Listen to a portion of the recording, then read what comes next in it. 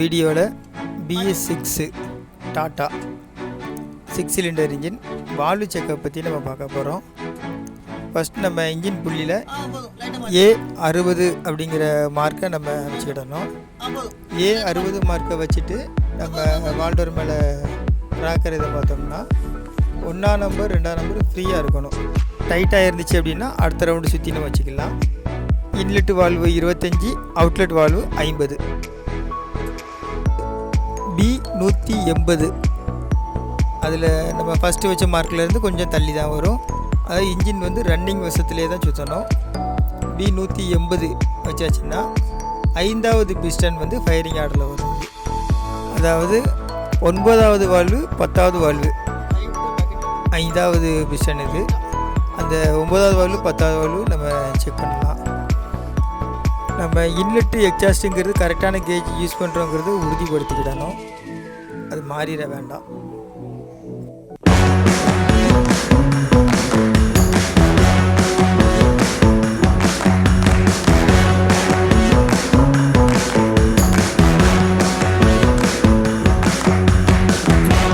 அடுத்தது C300 அடுத்த round engine அதே வருஷத்தில் கொஞ்சம் சுற்றினீங்கன்னா அடுத்த ஸ்டெப்பில் வரும்.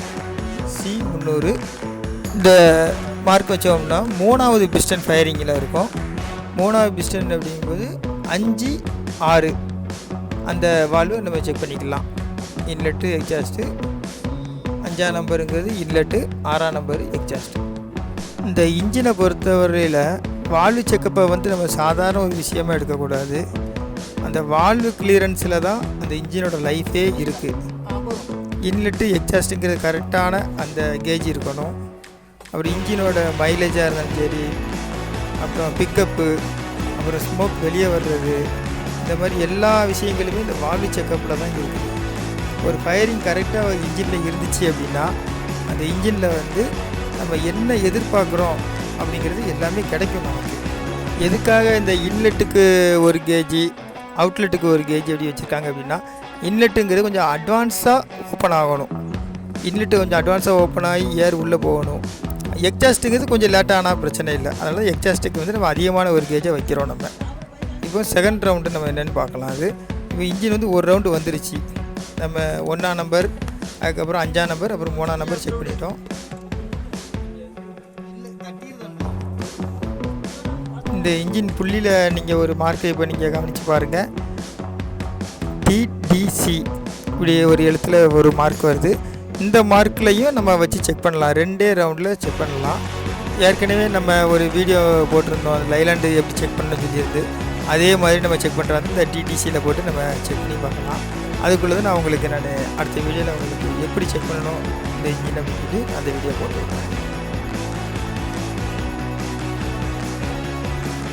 இப்போ பார்த்தீங்கன்னா A60 அப்படிங்கிற ஒரு இன்ஜின் வருது.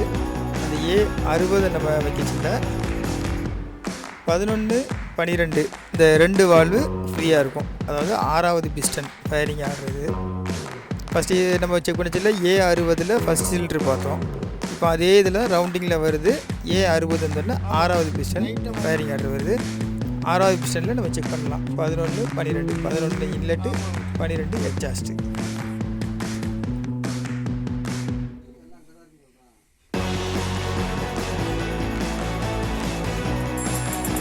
அடுத்தது பார்த்திங்கன்னா B180 அந்த மார்க் வைக்கணும். இந்த மார்க்கில் வந்து 2வது பிஸ்டன் ஃபயரிங் ஆர்டரில் இருக்கும். அப்போது 3வது வால்வு 4வது வால்வு நம்ம செக் பண்ணிக்கலாம்.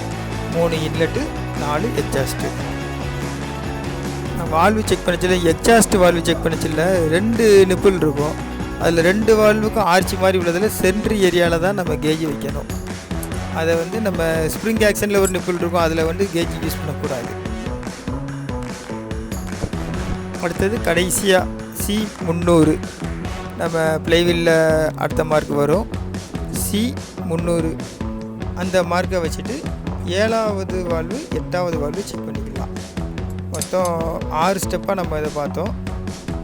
அதில் கடைசி இது C300. இதில் 7வது வால்வு இன்லெட்டு, 8வது வால்வு எக்ஸாஸ்ட்டு. இதை நம்ம செக் பண்ணிட்டோம்னா இந்த இன்ஜினோட ரவுண்டு முடிஞ்சுது.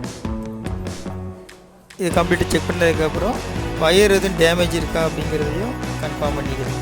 ஓகே, ஸ்டார்ட் பண்ணி பார்த்துடலாம். ஆயில் ப்ரெஷர் எப்படி இருக்குங்கிறதையும் பார்த்துட்டு டாப் அடைச்சிடுவோம்.